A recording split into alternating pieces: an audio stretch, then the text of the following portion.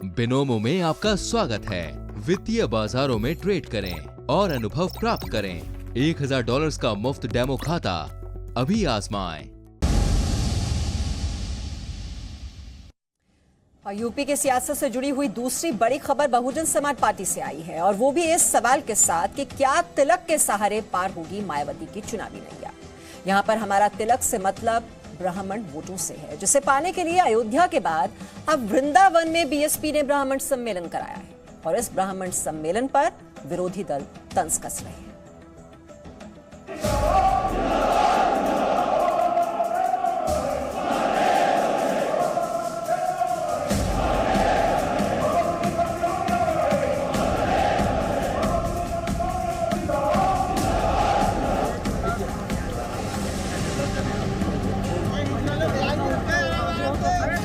UP के वृंदावन से आई ये तस्वीर देखिए। यहाँ बीएसपी के कार्यकर्ता जुटे हैं, नेता जुटे हैं। बीएसपी ने अयोध्या के बाद अब एक और धार्मिक नगरी वृंदावन में डेरा जमाया है, और यहाँ भी ब्राह्मण सम्मेलन कराकर योगी सरकार पर निशाना साधा है।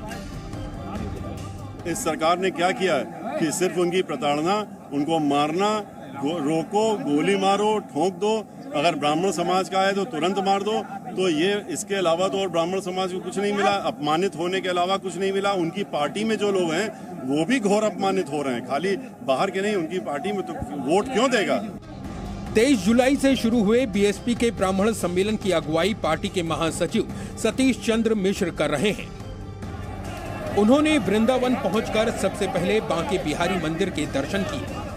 सतीश चंद्र मिश्र ने 2 दिन पहले जी न्यूज से एक्सक्लूसिव बातचीत में योगी सरकार पर ठीक इसी तरह से ब्राह्मणों के उत्पीड़न के आरोप लगाए थे। जिस तरीके से पूरे उत्तर प्रदेश में आज ब्राह्मण समाज को आतंकित, भयभीत, डरा करके इस सरकार ने रखा, जो आवाज निकाल रहा था उसको दबाने की कोशिश कर रहे थे, चाहे वो उनकी पार्टी के अंदर के लोग भी जो थे आवाज निकाल रहे थे, सबको दबा दिया जा रहा था। इसलिए हमने ब्राह्मण समाज का जो प्रबुद्ध सम्मेलन शुरू किया।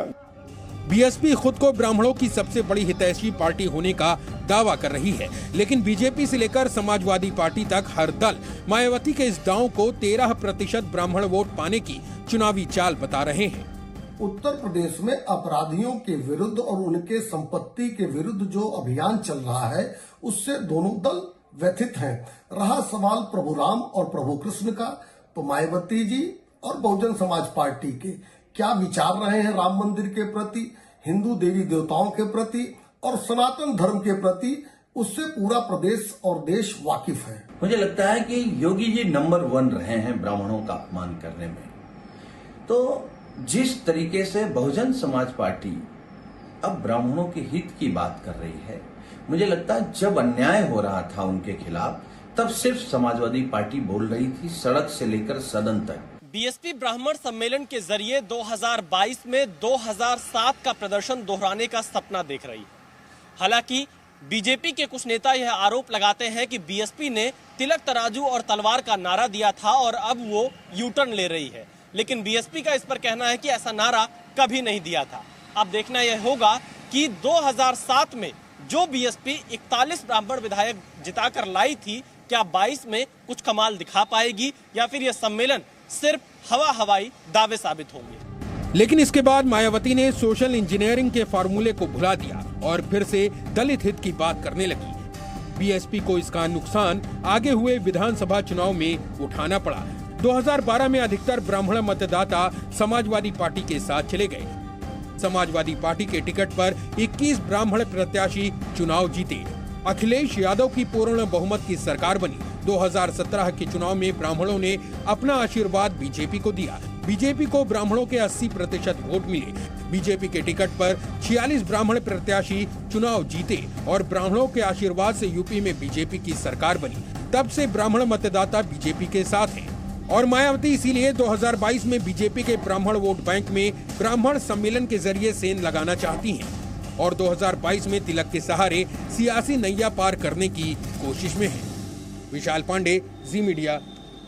Presenting B News app, available on Google Play and App Store. Download it now.